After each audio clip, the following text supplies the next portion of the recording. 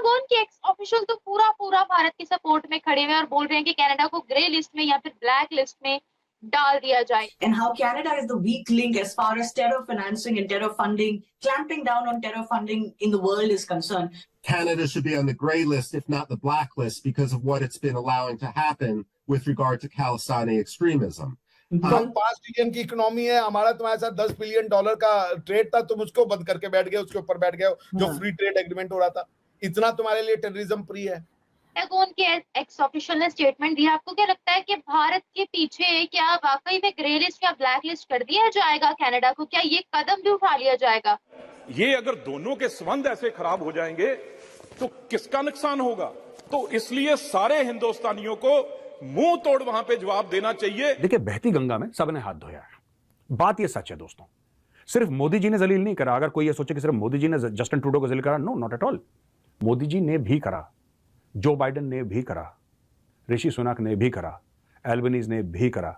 सबने मिलकर इसको धोया है. वो जब 2 हफ्ते 3 हफ्ते के बाद कोई और न्यूज आएगी तो ये खत्म हो जाएगा. ये सारा प्रेशर रिलीज हो जाएगा. मेरे ख्याल इससे आगे इसका कोई फ्यूचर नहीं है. कि दुनिया अब कनाडा पे टूट पड़ी है. मतलब वो है, दाव उल्टा चल गया. कनाडा को लगा दुनिया इंडिया पे टूटेगी, पर उल्टा हो गया. वो कनाडा पे टूट पड़ी है.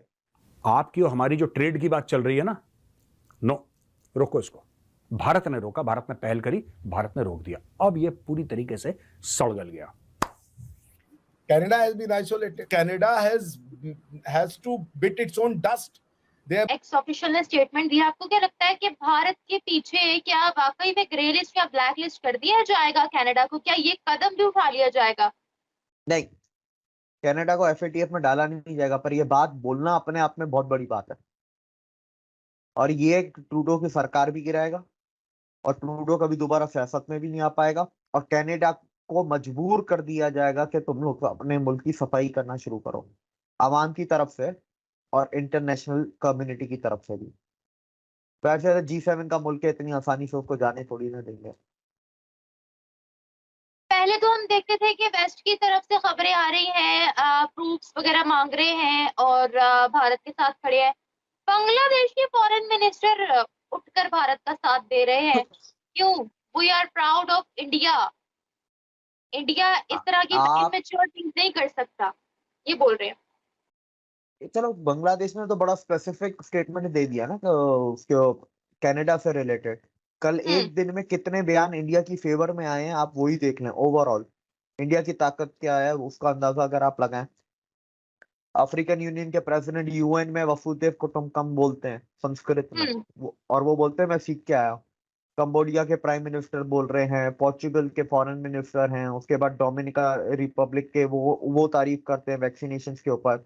इसके अलावा गुआना बेसिनियाना के हैं, अर्जेंटीना वाले से भी मिले हैं एस जयशंकर. उसके बाद वो और भी पता नहीं कितने लोगों से मिले, वेंग वोंग से मिले, टोरी ब्लिंकन से मिले, जापानीज फॉरेन मिनिस्टर, उनका नाम मुझे याद नहीं, उनसे भी वो मिले हैं. ठीक है, इंडिया एक अलग लेवल पर. देखें, बांग्लादेश तो करेगा ना, बांग्लादेश की मदद की है और करते आए हैं. श्रीलंका भी बोलेगा, मालदीव भी बोलेगा, नेपाल भी बोलेगा, भूटान का भी स्टेटमेंट आ गया, कल भूटान भी था. ठीक है, तो इन सब की स्टेटमेंट्स है ना, ये सब इंडिया इनकी मदद करता है. देशों में भी कुछ ऐसा ही है. देखो, आपसी जलन जो है ना, आज से 30 साल पहले, आज से 35 साल पहले आप किसी से भी ये पूछते कि जो भारत है, क्या भारत अच्छी इकोनॉमी, बड़ी इकोनॉमी बन सकता है, सब लोग मना कर देते. भारत फ्रेजाइल 5 में आता था. भारत की इकोनॉमी, एक ग्रुप बना था फ्रेजाइल 5, जिसकी इकोनॉमी कभी भी लुढ़क सकती है. वहां से जमीन से उठ के भारत आज आसमान पे बैठा हुआ है. आपको क्या लगता है? आपको क्या लगता है सब खुश हैं बड़े? जो आपके सो कॉल्ड दोस्त हैं, जो मोदी जी से गले मिलते हैं, क्या मोदी जी को नहीं पता कि गले मिल रहा है, लेकिन इसकी दिल की धड़कनें थोड़ी ज्यादा ही तेज हो रही हैं? उनको सब पता है. He knows everything. Is the prime minister of India. यार, उनको नहीं पता होगा? तो बात यह है कि जितने भी वेस्टर्न कंट्रीज हैं, ये एक हुक रखती हैं यार, ये एक हुक रखती हैं भाई, कि ठीक है इंडिया हमारे. आज अमेरिका बड़ी वाह कर रहा है, क्योंकि अमेरिका को चाहिए कि चाइना के खिलाफ कोई खड़ा हो जाए. वो चाइना को थ्रेट मानते हैं, और चाइना है भी थ्रेट, पूरा वेस्टर्न वर्ल्ड मानता है. कहने की बात यह है छोटी सी कि यार देखो, ये हमारा सोचना कि हमारी तरक्की से सब लोग खुश होंगे, ऐसा नहीं है. ऐसा नहीं है. और इन लोगों का कहना है कि साहब इंडिया को जरूरत नहीं है निज्जर को मारने की। निज्जर वैसे ही मर जाता है यार, निज्जर वैसे ही मर जाता है। ये डुनिके डुनाकू मर गया, इसके पहले कौन मर गया, ये सब आपस में एक दूसरे को ठोकते रहते हैं। आपको कुछ नहीं करना है, इंडिया को कुछ इंडिया क्यों देखो, इंडिया डिप्लोमेसी में यहां पर है, टॉप पे वर्ल्ड में।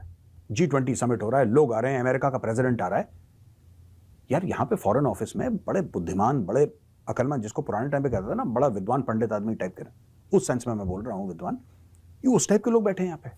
आपको लगता है कि ये लोग बोलेंगे कि अच्छा हमारी जितनी भी डिप्लोमेसी है, अरबों खरबों डॉलर की हमारी ट्रेड है, इकोनॉमी चल रही है, ये चल रहा है, वो चल रहा है, एक दो कौड़ी के। नेपाल को बैंकरप्ट होने से किसने बचाया? मालदीव को चाइना के डेट ट्रैप से किसने बचाया? श्रीलंका को किसने बचाया? बांग्लादेश के अंदर इन्फ्लेशन की जो स्टेबिलिटी लानी थी, ठीक है, एक स्टैग्नेंट पॉइंट के, ठीक है, जो बुरे हालात हैं उसको तो कंट्रोल में लेके आए खुद। अच्छा, तो वो इंडिया की इन्वेस्टमेंट थी। बांग्लादेश और अमेरिका के बीच में जो बर्फ किसने पिघलाई, जो अमेरिका ने सैंक्शंस लगाए हैं। देयर आर चांसेस कि आने वाले कुछ महीनों में शायद अमेरिका अपने सैंक्शन भी हटा दे बांग्लादेश के ऊपर से। सिमिलरली म्यांमार है, वो म्यांमार को देख ले। इंडिया के पास आज ताकत भी है, दिल भी है, गुर्दा भी है और पैसा भी है। बिल्कुल सही बात है, ये स्टेटमेंट ही अपने आप में बहुत कुछ है। अब एक और खबर आ रही थी दिव्य किसी के साथ ही, जैसा कि पूरी दुनिया में भारत और कनाडा का कॉन्फ्लिक्ट चल रहा है, वैसे ही पाकिस्तान की भी एक स्टेटमेंट बड़ी वायरल हो रही है, केयर टेकर की बहुत वायरल हो रही है। अमेरिका में ये बोला गया है कि यूएस और इसराइल के टाइज बहुत अच्छे हैं, तो पाकिस्तान के केयर टेकर प्राइम मिनिस्टर ने फौरन ये बोला कि जिस तरह से अमेरिका के पास इसराइल है, वैसे चाइना के पास पाकिस्तान है। तो इस स्टेटमेंट का बड़ा मजाक उड़ाया जा रहा है, आप क्या कहते हैं इसके बारे में? देखिए, इसके बारे में मैं बस इतना कहूंगा कि इमेच्योर स्टेटमेंट है और आपने आपको और मजीद घाटे में गिरा दिया है, और इससे ज्यादा मैं बोल नहीं सकता, क्योंकि इससे ज्यादा फिर सच की कीमत है इस मुल्क में। विवेक, आपकी नजर में क्या चाइना पाकिस्तान का दोस्त है या मफादात के लिए साथ है? क्योंकि हम लोग तो हमेशा चाइना को कहते हैं कि हमारा सबसे अच्छा दोस्त है, हिमालय से ऊंची शहद से मीठी हमारी दोस्ती है। तो आपकी नजर में चाइना और पाकिस्तान की दोस्ती क्या है? मतलब का रिश्ता है। पाकिस्तानी पता नहीं क्यों इमोशनल, हर किसी से दोस्ती दोस्ती। मुझे तो टर्की की दोस्ती भी कि पाकिस्तान जो है वो चाइना का इजराइल है। ये हमारे वजीर आजम साहब जो है उन्होंने एक बात छोड़ी है। देखिए, चाइना और पाकिस्तान का रिलेशन और तरह का है कि पाकिस्तान हमेशा से चाइना के आगे हाथ हमने फैलाया होता है। हम उससे यही कहते हैं कि पाकिस्तान के अंदर आप इन्वेस्टमेंट करें। पाकिस्तानियों ने कितनी इन्वेस्टमेंट की है वहां पर? कुछ नहीं की। पाकिस्तान सिर्फ और सिर्फ चाइना से बनी बनाई चीजें इंपोर्ट करता है। डॉक्टर साहब, हमारे वजीर आजम उधर कहते रहे हैं कि हम जो है वो चाइना के इजराइल हैं, बजाय इसके कि देख Pakistan and China has a lot in common in terms of the emerging threats within region. There are commonality on certain issues. For instance, one China policy, be it in Tibet, Xinjiang, Taiwan. We do share commonalities and share the stated goals that we would stand shoulder to shoulder with each other. And it is reciprocated by the Chinese side as well. और चीमा साहब, मैं ये बल्कि ये कहूंगा चीमा साहब, इसमें क्या ये सूट करता था कि अमेरिका की on the soil of America आप आके कहें कि we are Israel to China? ये सूट करता था? आपके जो होस्ट हैं उनको कैसा लगा होगा, उनकी क्या फीलिंग्स होंगी इसमें? एक तो ये बात करना चाहूंगा। अब वजीर आजम साहब ने कहा जी कि वो जी we basically call this very poor language। अब हुआ यह कि उन्होंने एक CFR में डिस्कशन करते हुए कह दिया जी पाकिस्तान जो है ना वो चाइना का इजराइल है, और पाकिस्तान की कोई स्ट्रेटेजिक रिलेशनशिप है चाइना के साथ, और हम बड़े क्लियर हैं, हमारे लिए चाइना की बड़ी इंपॉर्टेंट है, पाकिस्तान क्वालिफाई करता है चाइना के इजराइल के तौर पे। ठीक है जी। और उसने कहा कि काकड़ साहब ने, हमारे वजीर आजम ने कहा, उन्होंने कहा मैं इसलिए ये कह रहा हूँ कि आपको अमेरिका को नज़र आ जाएगा, अमेरिका को क्योंकि इजराइल का पता है, सो मैं ये एनोलॉजी इसलिए ड्रॉ करना चाहता हूँ। पाकिस्तान से अमेरिका के लिए एक बार फिर एब्सोल्युटली नॉट की पुकार लग गई। निगरान वजीर आजम अनवारुल हक काकड़ ने न्यूयॉर्क में प्रेस कॉन्फ्रेंस करते हुए वाजे किया, बात होनी चाहिए ऐसी, आपको चाइना का इजराइल होना चाहिए, लेकिन आप नहीं हैं। उसकी वजह क्या है? आपका सिर्फ चाइना के साथ एक रिलेशनशिप है, दो रिलेशनशिप मैं आपको बताना चाहूंगा। एक तो आप मुसलसल भारत की दुश्मनी बेचते हैं उनके लिए, उनके सामने, उनके साथ उस चीज का फायदा उठाते हैं आप। दूसरा, उसका आप फायदा ये उठाते हैं कि किकबैक्स चाइनीज कल्चर का हिस्सा है, किकबैक्स और करप्शन। आप वहां पे प्रोजेक्ट करते हैं और उसकी किकबैक आपको लंदन में मिल जाती है, ये आपका दूसरा फेवरेट रिलेशनशिप है उनके साथ। इसके अलावा तीसरी कोई चीज है ही नहीं अगर देखा जाए। और तीसरी क्या चीज होनी चाहिए, आप ना सिर्फ चाइना से मुखलस नहीं है, आप किसी के साथ भी मुखलस नहीं है। आप अफगानिस्तान के साथ मुखलस हैं, जिसके पीछे आपने सारा कंट्री तबाह कर दिया, अगली जनरेशन सारी तबाह कर दी है, आज वो भी आपके साथ नहीं है।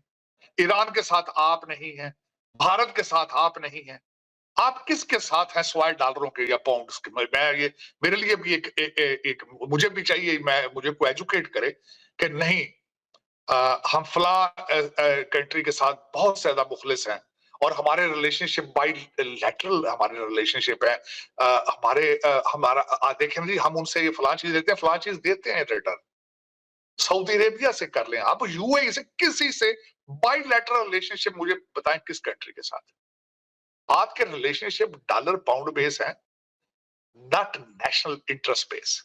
और दूसरा, आप किस तरीके से इजराइल है चाइना के साथ आईएमएफ के पैकेज भी आप कोशिश करते हैं कि वो भी मिले, और फिर आप उनसे अगर आईएमएफ वाले आज आपको कर, और दूसरा पिछले 3.5 साल आपने सीपैक बंद करके रखा है, बिल्कुल पिछली गवर्नमेंट ने, पीटीआई गवर्नमेंट ने। आप किस किस्म के इजराइल हैं? यहाँ पे ये बताना चाहूंगा कि अमेरिका का इजराइल बनना इतना आसान नहीं है।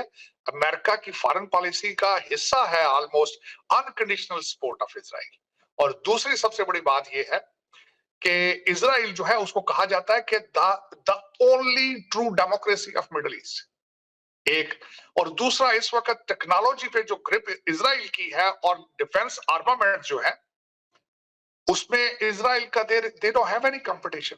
इस वक्त जो भी आईटी का स्टार्टअप है वो शुरू इजराइल से होता है, तो वो उसके साथ बात करने की हद तक आप कर सकते हैं। लेकिन अगर देखा जाए तो चीमा साहब, ये बात सारी सीक्रेसी है, हम हैं बड़े फॉर्मल अलाइज। चाइना हमारे डिफेंस के लिए तैयार नहीं है। हमारी जो जिसे वो कहते हैं ना, ये कहा जाता है कि हमारा जो कॉमन दुश्मन है वो इंडिया है, लेकिन Chinese do not consider this. Pakistan का बड़ा दिल करता है कि इंडिया साढ़े नाल खलोवे, सॉरी चाइना हमारे साथ खड़ा हो फॉर द एनिमोसिटी और ये करने के लिए, लेकिन चाइनीज़ नहीं मानते। उनको पता है कि इन्होंने और कारोबार ही कोई नहीं सिवाय लड़ाइयाँ। तो कारगिल होन पता नहीं कौन कौन सी जंगें लड़ रहे हैं, हम तो वो जंगें भी लड़ रहे हैं जिनका पता ही नहीं चल रहा कि हम लड़ भी रहे हैं। इतनी तो जंगें हमने लड़ दी और हम हमेशा जो है नाजुक दौर में रहते हैं। सो वो अभी क्योंकि ये चीज़ें जो हैं बड़ी इम्पॉर्टेंट हैं कि हम चाइना के साथ अपने जो ताल्लुकात हैं उनको अच्छे तरीके से फ्रेम करें। मैं बहुत ज़्यादा ये बार बार एक चीज़ कह रहा हूँ और कहता रहा हूँ कि we should not let the world to look us from Chinese lens. If the world which is looking us from a Chinese lens, and if they keep looking us from a Chinese lens, तो साड़ी खैर कोई नहीं। पूछो क्यों? देखिए पिछले 50 साल Pakistan is known for whatever is going on in Afghanistan। ठीक है जी, अब हम क्या है, हम भी उधर, अगर हमें अब चाइना ने जो है वो अपना बेल्ट एंड रोड इनिशिएटिव है, उन्होंने नेटवर्क्स बनानी है, पोर्ट्स बनाने हैं, पाइपलाइंस हैं, रोड्स हैं, रेलवे कनेक्ट करनी है, गैस फील्ड है, मिडिल ईस्ट तक जाना है, पता नहीं क्या क्या जो उन्होंने वो करना है। ठीक है, हम रास्ते में आ गए, सामने ही उन्होंने कुछ सड़क साफ दी हैं। उनका ये कहना है कि जिस तरीके से अमेरिका के लिए इसराइल है, तो उस तरह से हम जो है वो चाइना के लिए हमारा वही किरदार है जो अमेरिका के लिए इसराइल का किरदार है। ये इस तरह की स्टेटमेंट देने की क्या वजह थी? वैसे हमारे हर चीज जो चाइना से इंपोर्ट की जाती है, और हमारी जो है बस यही है कि हमारी उधर इन्वेस्टमेंट कोई नहीं, हमारे पाकिस्तान के अंदर इन्वेस्टमेंट है चाइना की, और अपनी मर्जी से अपनी शरायत के ऊपर जो है चाइना पाकिस्तान के अंदर इन्वेस्टमेंट करता है, और उस डील को पब्लिक नहीं किया जाता। यानी कि दुनिया के अंदर कोई भी आप देखें, कोई भी डील होती है तो वो पब्लिक की जाती है, बताया जाता है कि ये जो अगर पाकिस्तान ने चाइना से लोन लिया है तो वो किन शरायत के ऊपर लिया है, उसका इंटरेस्ट रेट क्या होगा और उसकी मुद्दत क्या होगी और कितने सालों तक होगा, ये सारी चीजें खुफिया रखी जाती हैं। उसकी वजह क्या है कि चाइना ने हमें पूरी तरह से काबू किया हुआ है, हमें वो समझे कैसे जकड़ के रखा हुआ है कि हम उसकी मर्जी के हिल भी नहीं सकते। हम कोई काम अपनी मर्जी से नहीं कर सकते। उसके जितने भी प्रोजेक्ट होते हैं, आप देखें जितने भी डैम बन रहे हैं या जो भी रोड बन रही है सीपैक के अंदर, जितने प्रोजेक्ट हैं उसके अंदर जितने भी इंजीनियर्स हैं वो सारे चाइनीज ही होते हैं, पाकिस्तानी सिर्फ वहां मजदूरी करने जाते हैं। ये इससे आपको अंदाजा हो जाता है